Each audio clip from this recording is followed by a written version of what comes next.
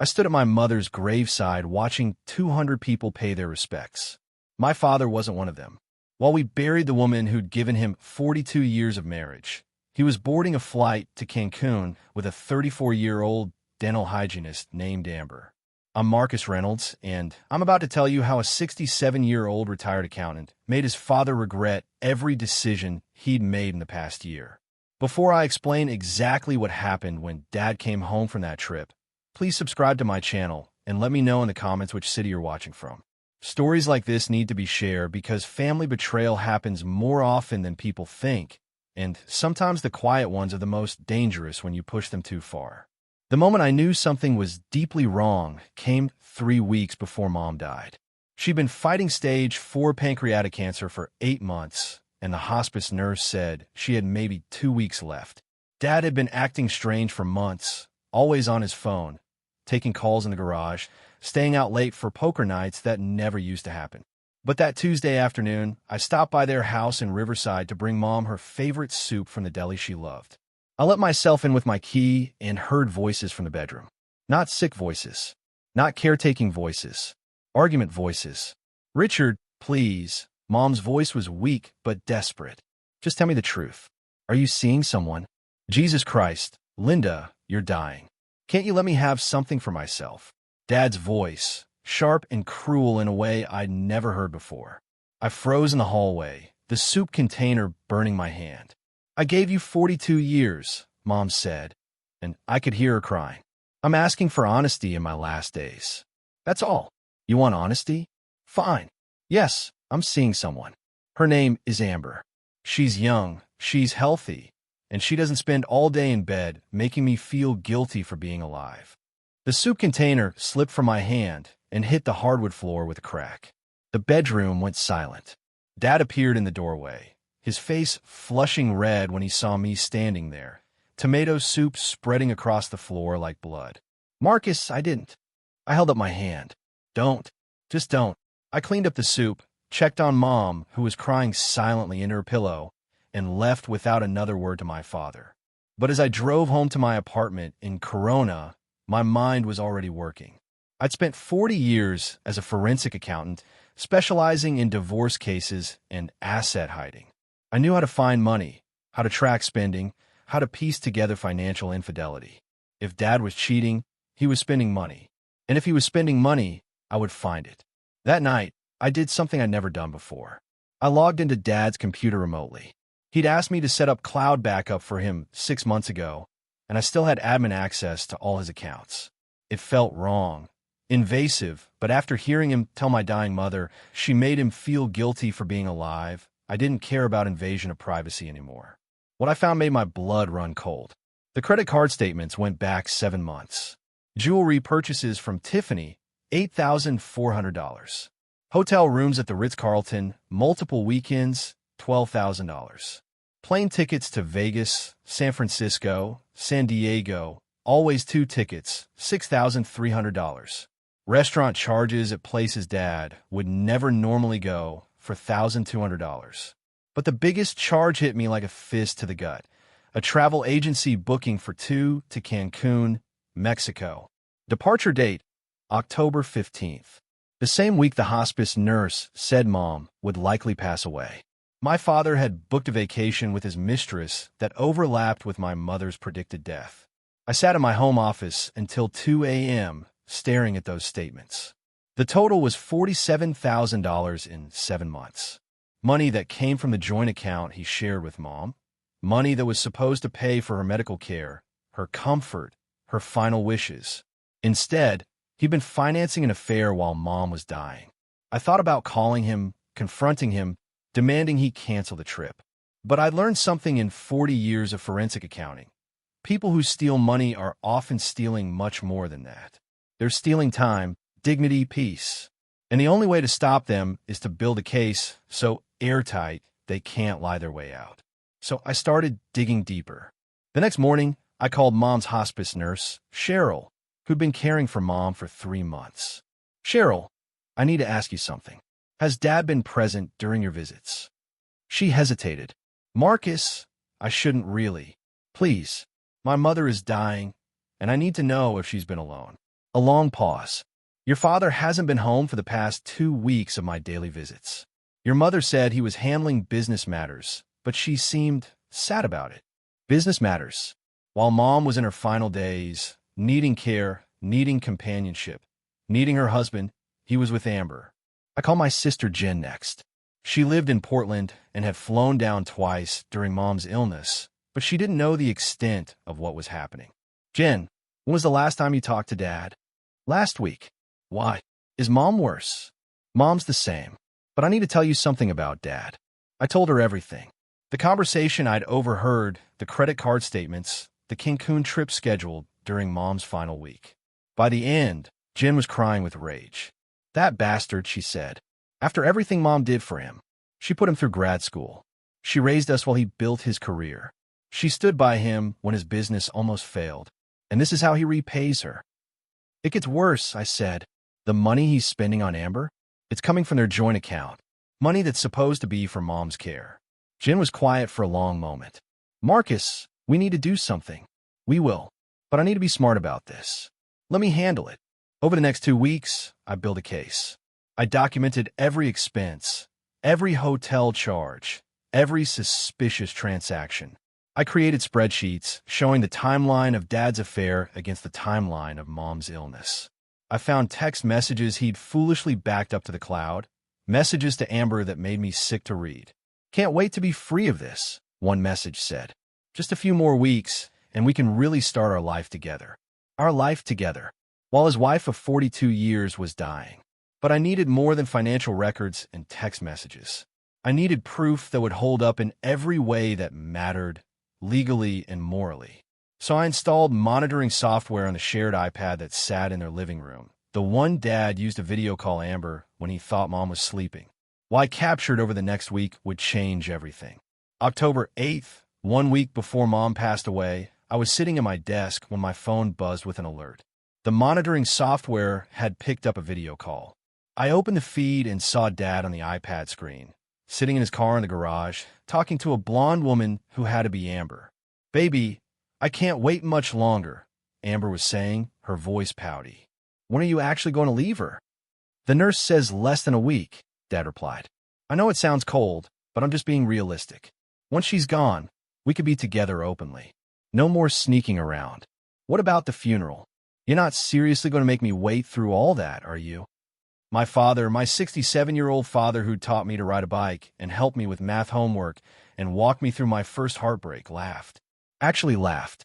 The funeral's on Friday. We fly out Saturday morning. I already booked it. Cancun, remember?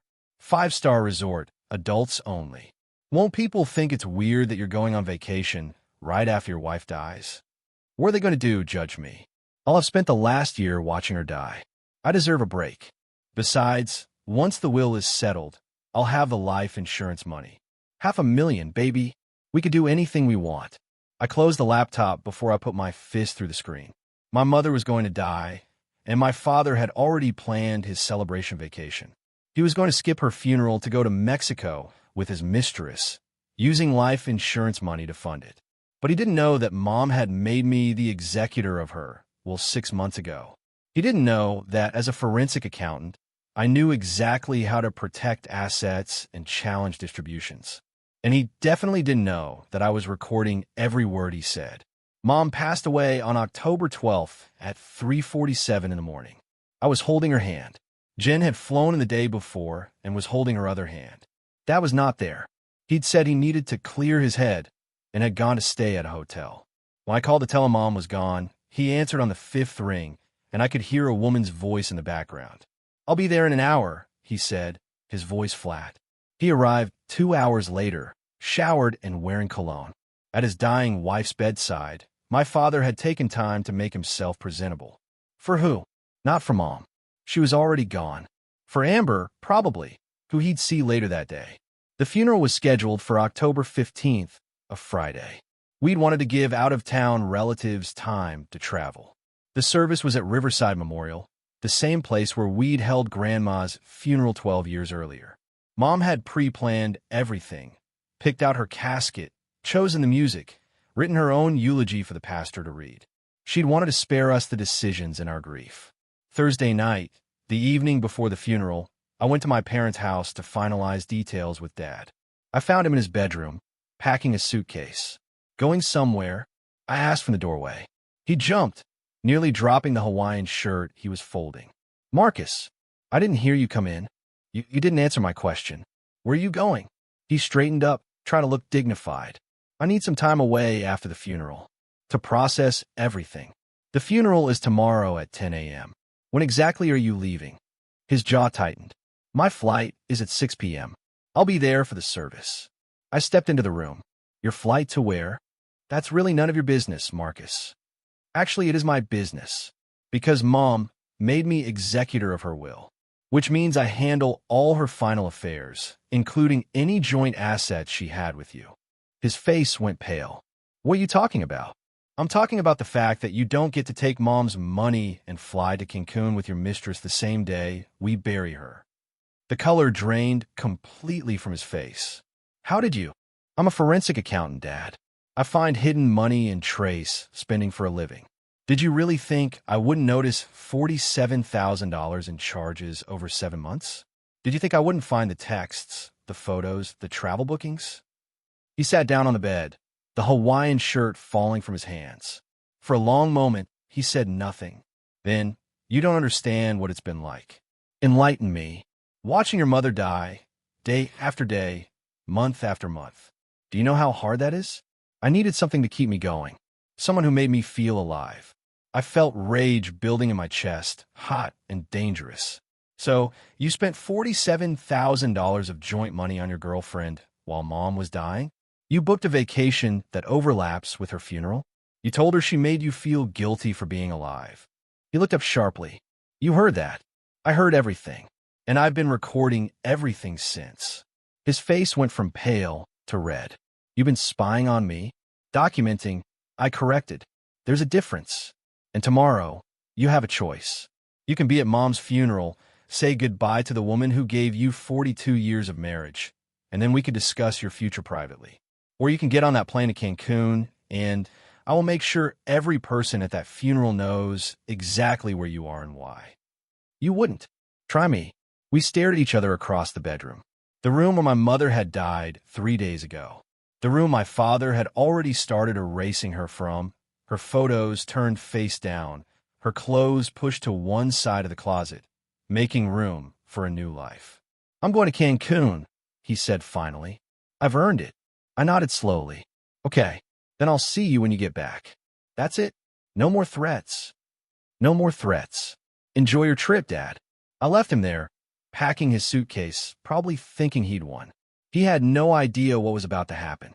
Friday morning, October 15th, was cold and gray. Perfect funeral weather, if such a thing exists. People started arriving at Riverside Memorial at 9:30 a.m. By 9:50, the chapel was packed. Mom had touched a lot of lives in her 65 years. She'd been a teacher for 35 years, and former students came from 3 states to pay their respects. She'd volunteered at the food bank, organized church fundraisers, mentored young teachers. The chapel held 300 people, and we were at capacity. I stood at the front with Jen, greeting people as they arrived. Cousins I hadn't seen in years. Mom's old teaching colleagues. Neighbors who'd known our family for decades. Everyone asked the same question. "Where's your father?" "He couldn't be here," I said, and left it at that. At 10 a.m., the service began. The pastor read Mom's eulogy, the one she'd written herself. It was beautiful and heartbreaking, full of gratitude for her life, her family, her students. When he finished, he invited others to share memories. Jen went first, crying through stories of Mom, teaching her to bake, helping her through her divorce, flying to Portland every year for her birthday. Then came 3 of Mom's former students, now adults with children of their own, talking about how Mrs. Reynolds had believed in them when no one else did. Then I stood up. I hadn't planned what I was going to say.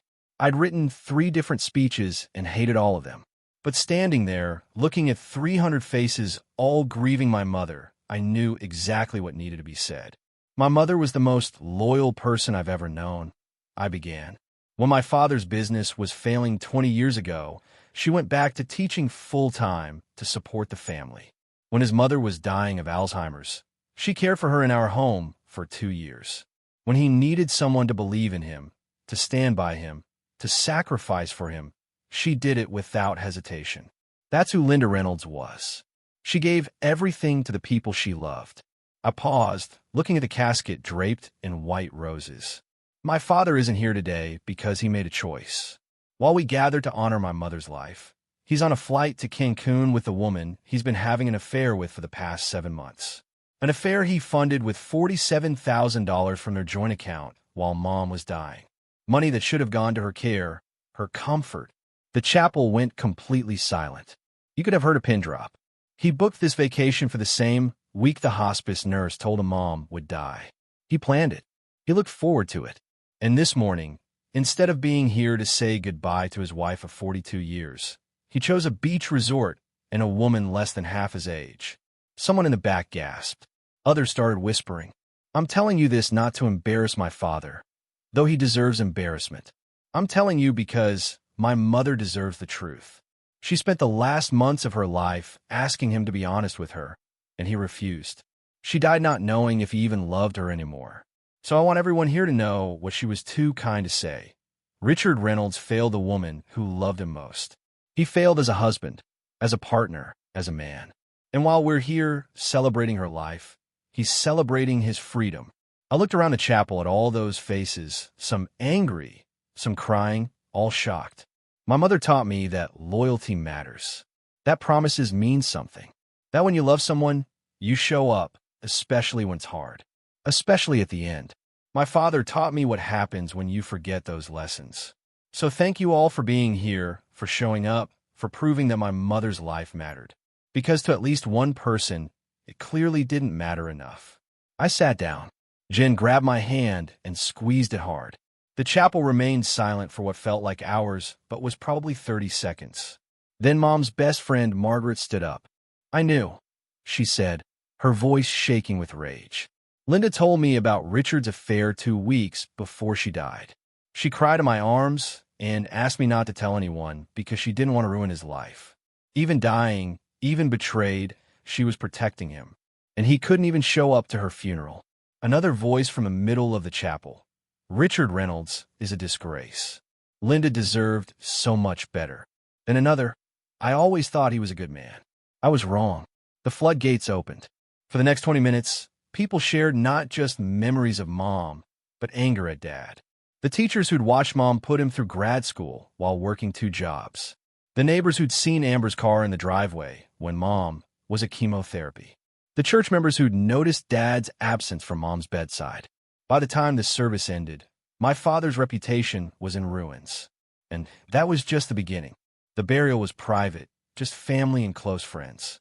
As they lowered Mom's casket into the ground, I got a text from a number I didn't recognize. This is Amber. Your dad is freaking out. His credit cards aren't working. What did you do? I smiled and deleted the text without responding. She'd find out soon enough. While Dad was at the airport, I'd been busy. As executor of Mom's will and with power of attorney for her affairs, I'd done exactly what the law allowed me to do. I'd frozen all joint accounts pending probate. Dad's personal credit cards, the ones he'd used for his affair, were maxed out from 7 months of spending on Amber. His debit card was connected to the joint account, now frozen. He'd gotten through airport security and was probably sitting at the gate, waiting to board, when he realized he had no access to money. My phone rang 15 minutes later. Dad, Marcus, what the hell did you do? My cards aren't working. Hi, Dad. How's the airport? Don't play games with me. Why are my cards frozen? Because they're joint accounts with Mom, and as executor, I've frozen all joint assets pending probate. It's standard procedure. Bullshit. You did this on purpose. Well, yes. That too. I could hear his breathing, heavy and angry. You can't do this. That's my money. Actually, it's Mom's money. Half of it, anyway.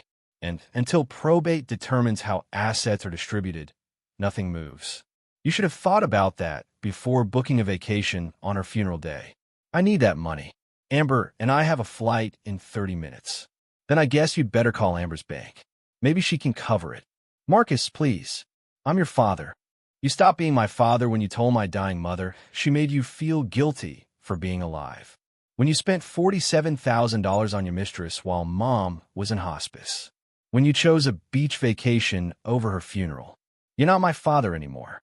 You're just Richard Reynolds, a man who's about to learn what happens when you betray everyone who loved you. I hung up. 2 minutes later, Jen called, laughing. Oh my God, did you really freeze his card at the airport? I did what mom's estate required me to do as executor. You're my hero. What happens now? Now he sits at that airport and realizes he can't afford to get to Cancun. He probably tries to get Amber to pay for it, and she probably refuses because she was in this for the money.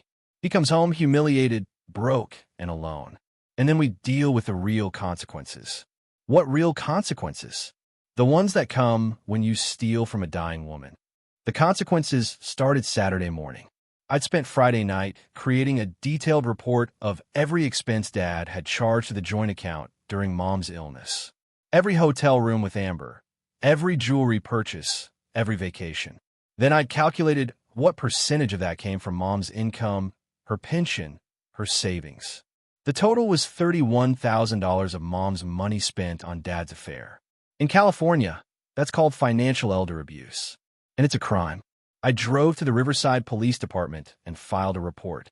Detective Sarah Chun listened to everything, reviewed my documentation, and looked at me with something like awe. Mr. Reynolds, this is the most thoroughly documented case of financial elder abuse I've ever seen. You've done my job for me. I'm a forensic accountant, I said. Documentation is what I do. Your father stole $31,000 from your mother while she was terminally ill and used it to fund an extramarital affair. That's textbook elder abuse and embezzlement from a joint account. With this evidence, we can prosecute. What does prosecution look like? Criminal charges, potentially jail time, if convicted, definitely restitution. He'll have to pay back everything he stole, plus fines. And it goes on his record permanently. I nodded. Do it. Are you sure? He's your father. He stopped being my father when he chose Amber over Mom. Now he's just a criminal who needs to be held accountable. Detective Chun started the paperwork. By Monday morning, an arrest warrant would be issued for Richard Reynolds. But I wasn't done yet. Saturday afternoon, I called Amber. She answered on the first ring. Is this Marcus? What the hell did you do to Richard? Hi, Amber. I'm calling to let you know that Richard won't be able to take you to Cancun or anywhere else for a while. Yeah, I figured that out when his cards got declined and we missed our flight. He said you froze his money. I froze the joint marital assets, pending probate. But that's not why I'm calling. I'm calling because I thought you should know that Richard is about to be arrested for financial elder abuse and embezzlement. Silence on her end. The $47,000 he spent on you over the past 7 months? $31,000 of it came from my dying mother's money. Money she'd earned, saved, and was entitled to use for her own care. He stole it to buy you jewelry, take you on vacations, and book hotel rooms. In California, that's a felony. I didn't know. Save it. I have text messages where he told you he was using joint funds. You knew exactly where the money came from, which makes you an accessory. Her voice went up an octave. You can't prove I knew anything. Actually, I can. The cloud backup of his text messages is very thorough. You even joked about spending the dead wife's money once. Remember that? March 14th, after he bought you that Tiffany bracelet. I heard her breathing change, faster, panicked. Here's what's going to happen, Amber. The police are going to want to talk to you. They're going to ask what you knew and when you knew it. You can cooperate and maybe avoid charges, or you can lie and definitely face charges. Either way, your relationship with Richard is over. He's broke, he's about to be arrested, and his life is falling apart. I assume you were in this for the money and the lifestyle, not for a 67-year-old man facing prison time. You're a real asshole. You know that. My mother died alone because Richard was with you. My mother spent her last months asking him to be honest while he lied to her face. My mother's funeral had 300 people, and her husband wasn't one of them because he was trying to get to a beach resort with you. So yeah, I'm an asshole, but at least I showed up for the woman who mattered. I hung up. Jen called 5 minutes later. Amber just called Richard and broke up with him. I heard from Margaret, who heard from somebody at the airport. Apparently, she screamed at him about being broke and lied to, then left him at the gate. Good, I said. He's about to have a lot more to worry about than a breakup. Sunday afternoon, my phone rang. Dad, Marcus, we need to talk. About what? About you destroying my life for no reason. I almost laughed. No reason? Dad, you skipped Mom's funeral. You spent $31,000 of her money on your mistress while she was dying. You told her she made you feel guilty for being alive. Which part of that is no reason? I made mistakes, okay? I admit that. But you didn't have to humiliate me at the funeral. You didn't have to freeze my money. You didn't have to turn Amber against me. I told the truth at Mom's funeral. That's not humiliation. That's honesty. I froze joint marital assets as required by law. That's not revenge. That's following procedure. And I didn't turn Amber against you. She left because you're broke and facing prison time. She was never in it for you, Dad. She was in it for the money. Prison time? What are you talking about? Financial elder abuse. Embezzlement. I filed a police report yesterday. Detective Sarah Chun is handling it. You should probably get a lawyer. The line went dead silent. Then, you called the cops on your own father? You stole from your dying wife. What did you think would happen? Marcus, please. I know I screwed up, but you can't do this. I'm 67 years old. I can't go to prison. You should have thought about that before you stole $31,000 from Mom. It was joint money. I had every right to spend it. Not on an affair. Not when she was terminally ill and needed that money for her care. California law is very clear about financial elder abuse, and you committed it. Now you get to face the consequences. What do you want from me? An apology? Fine, I'm sorry. I'm sorry I wasn't at the funeral. I'm sorry I had the affair. I'm sorry I spent the money. Are you happy now? No, Dad. I'm not happy. My mother is dead, and the man she loved betrayed her in the worst possible way. An apology doesn't fix that. It doesn't bring her back. It doesn't give her the final months she deserved with a husband who loved her. So no, I'm not happy. But I'm satisfied that you're finally facing consequences for what you did. I hung up before he could respond. Monday morning at 9 a.m., Detective Chin called. Mr. Reynolds, we arrested your father an hour ago. He's being processed now. Bail is set at $50,000. Can he post bail? Not unless he has access to cash or someone willing to put up their house. His accounts are frozen, and I doubt anyone will help him given the circumstances. How long will he be in jail? Until arraignment, probably Thursday. Then it depends on whether he pleads guilty or fights it. With your documentation, I'd advise him to plead guilty and negotiate a settlement. What's the settlement likely to look like? Full restitution of the $31,000. Fines probably another $50,000. Possible jail time, though, at his age, and with no prior record, he might get probation. But he'll have a felony conviction on his record for the rest of his life. I thanked her and hung up. Then I called Jen. Dad was arrested this morning. She was quiet for a moment. Then, good. How do you feel? Honestly? Tired. I thought I'd feel satisfied or vindicated, but I just feel tired. That's because you loved him once. Even after everything, there's still a part of you that remembers when he was a good dad. Was he ever a good dad? Or did I just not see who he really was? I don't know Marcus, but I know Mom loved him, and that has to count for something. She wouldn't have stayed for 42 years if there wasn't something worth loving. Then where did it go wrong? I think it went wrong when he forgot that love is a choice you make every day. He stopped choosing Mom and started choosing himself. And that's not something you can come back from. We talked for another hour, processing everything that had happened. The funeral, Dad's arrest, the collapse of the life we'd thought we had. Family is complicated, even when it's broken.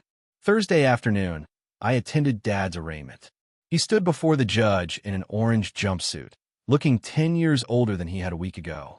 The public defender entered a plea of not guilty, standard procedure, and requested reasonable bail. The prosecutor, a stern woman in her 50s, argued otherwise. Your Honor, Mr. Reynolds has demonstrated a pattern of deception and financial manipulation. He stole from his dying wife to fund an extramarital affair, then attempted to flee the jurisdiction by booking international travel. He poses a flight risk. I wasn't fleeing, Dad said, speaking for the first time. I was going on a vacation. A vacation scheduled for the day of your wife's funeral, the prosecutor shot back. A vacation funded by money stolen from the woman you were supposed to be caring for. that demonstrates a profound lack of moral character and disregard for legal and social obligations. The judge looked at Dad with barely concealed disgust. Bail is set at $100,000. Cash only. Next court date is December 3rd for preliminary hearing. Dad's face went white. He couldn't make $100,000 cash bail. He'd be in jail until the hearing. As I led him away, he looked at me, sitting in the gallery. I met his eyes and didn't look away. He needed to see that I wasn't backing down, wasn't feeling guilty, wasn't going to save him. This was the consequence of his choices, and he would sit with it. I left the courthouse and drove to Riverside Memorial, to Mom's grave. The headstone hadn't been placed yet, just a temporary marker with her name and dates. I sat on the grass beside it and told her everything that had happened. I did it, Mom. He's facing consequences. He's in jail, he's broke, and everyone knows what he did. I know you probably wouldn't have wanted this. You were always too forgiving, too willing to give people second chances. But I couldn't let him get away with it. I couldn't let him betray you and just walk away like it didn't matter. Because it mattered. You mattered. The wind picked up, rustling through the oak trees that lined the cemetery. I sat there for a long time, remembering the woman my mother had been. Kind, patient, loyal to a fault. She deserved so much better than what she got. Over the next 6 weeks, the case moved forward. Dad's public defender tried to negotiate a plea deal, but I refused to sign off on anything that didn't include full restitution, significant fines, and some jail time. The prosecutor backed me up, arguing that financial elder abuse deserved serious consequences. Finally, on December 15th, Dad took a plea deal. He pleaded guilty to 1 count of financial elder abuse and 1 count of embezzlement from a joint account. The sentence, 18 months in county jail, $31,000 restitution to Mom's estate, $75,000 in fines, and 5 years probation after release. He'd also have a felony on his record permanently. I attended the sentencing hearing. When the judge asked if I had a victim impact statement to read, I stood up. Your Honor, my mother spent 42 years married to Richard Reynolds. She put him through graduate school while working 2 jobs. She raised his children while he built his career. She cared for his dying mother for 2 years in our home. She supported him when his business failed. She was loyal, loving, and devoted, even when he didn't deserve it. I looked at Dad, sitting at the defense table, staring at his hands. In the last months of her life, when she was dying of cancer and needed him most, he betrayed her in every way possible. He had an affair with a woman young enough to be his daughter. He spent $31,000 of her money on that affair, money she'd earned and saved and was entitled to use for her own care. He told her she made him feel guilty for being alive, and he skipped her funeral to go on vacation with his mistress. My voice broke, but I kept going. My mother died, asking him to be honest with her, and he refused. She died not knowing if he loved her. She died alone because he was with another woman. And when 300 people gathered to honor her life, her husband wasn't one of them. That's the man standing before you. That's Richard Reynolds. He didn't just steal money. He stole her dignity, her peace, her final days. And for that, he deserves everything this court gives him. I sat down. The judge looked at Dad with something like contempt. Mr. Reynolds, in 40 years on the bench, I've seen a lot of financial crimes. But what you did goes beyond money. You betrayed the most sacred trust between spouses. You abandoned your wife in her darkest hour. You stole from her when she was helpless. And you showed no remorse until you were caught. The sentence stands. 18 months county jail, full restitution, $75,000 in fines. I hope you use your time in custody to reflect on the man you've become. They led Dad away in handcuffs. He didn't look at me. Outside the courthouse, Jen was waiting. How do you feel? Like I just watched my father go to jail. He did it to himself, Marcus. I know, but it still hurts. She put her arm around me. Mom will be proud of you. You protected her, even after she was gone. You made sure she mattered. That's what a good son does. We drove to the cemetery together and sat by Mom's grave. The headstone had been placed the week before, a simple granite marker with her name, dates, and the inscription she'd chosen. Beloved mother, teacher, friend. She gave everything. Did we do the right thing? I asked Jen. Yes.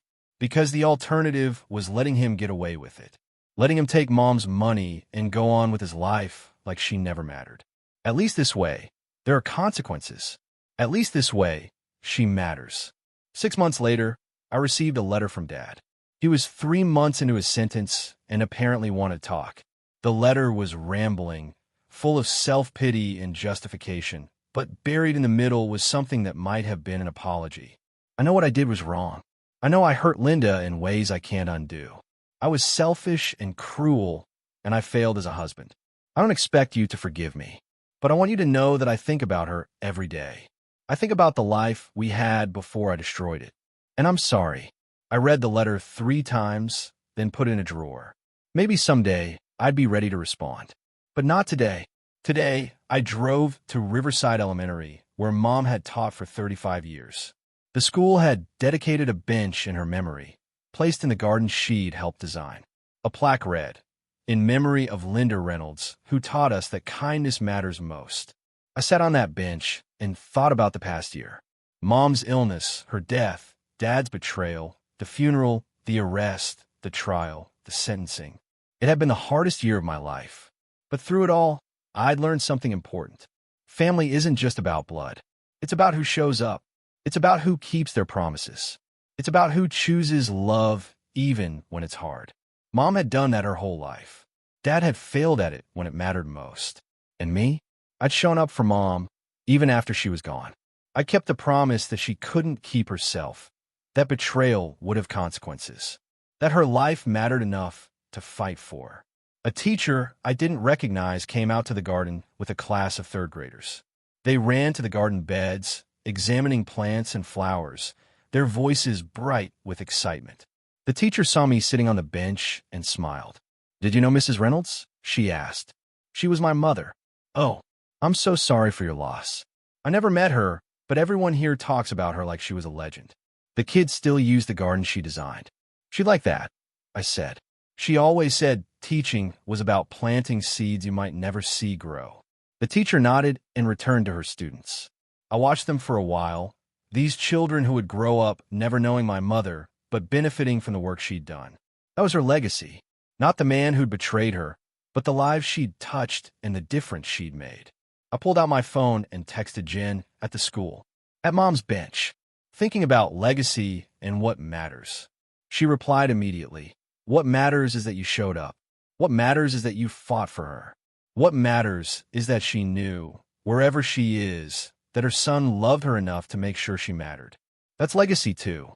I sat there until the school day ended, watching children learn and play in the garden my mother had built. And I thought about how sometimes justice isn't about revenge. It's about making sure that the good people, the kind people, the people who give everything are remembered and honored and protected, even after they're gone. Especially after they're gone. Looking back at this true story now, I understand something I didn't then. This wasn't just about punishing my father for what he did. It was about teaching a lesson that needs to be taught more often, that elder abuse has consequences, that betraying your spouse while they're dying isn't just cruel, it's criminal, that choosing pleasure over duty, selfishness over love, doesn't make you free. It makes you alone. My father sits in county jail right now, serving his sentence. Amber is gone, moved to Phoenix, last I heard. The house he shared with Mom is being sold to pay restitution and fines. When he gets out, he'll be 69 years old, broke, with a felony record and a destroyed reputation. He'll have lost everything that mattered. And maybe, in that loss, he'll finally understand what he threw away. As for me, I visit Mom's grave every Sunday. I sit on her bench at the school on her birthday. I've started volunteering with an elder abuse prevention organization, using my forensic accounting skills to help other families identify financial exploitation before it's too late. I've helped 12 families so far, and each one feels like honoring Mom's memory. If you're watching this and you've experienced family betrayal, especially involving an elderly parent, I want you to know you're not alone. Elder abuse is more common than people think. Financial exploitation happens in families every day. And if you're in that situation right now, document everything. Keep records. Trust your instincts. And don't let anyone tell you that family means accepting abuse. Family means showing up. It means keeping promises. It means choosing love even when it's hard. My mother did that her entire life. My father failed when it mattered most. And I made sure there were consequences for that failure. Drop a comment below and let me know if you've ever had to stand up to a family member who was doing wrong. Have you ever had to choose between loyalty and justice? These stories need to be shared because they remind us that sometimes the most loving thing you can do is hold people accountable. Don't forget to subscribe to our channel for more real stories about family, betrayal, and the courage it takes to do what's right even when it breaks your heart. Your support helps these messages reach people who need to hear them. Thank you for listening. Thank you for caring. And remember, showing up matters. Promises matter. The people who love us deserve our best, especially at the end. Don't let anyone tell you otherwise. Mom, if you're listening somehow, somewhere, you mattered. You always mattered. And I made sure everyone knew it.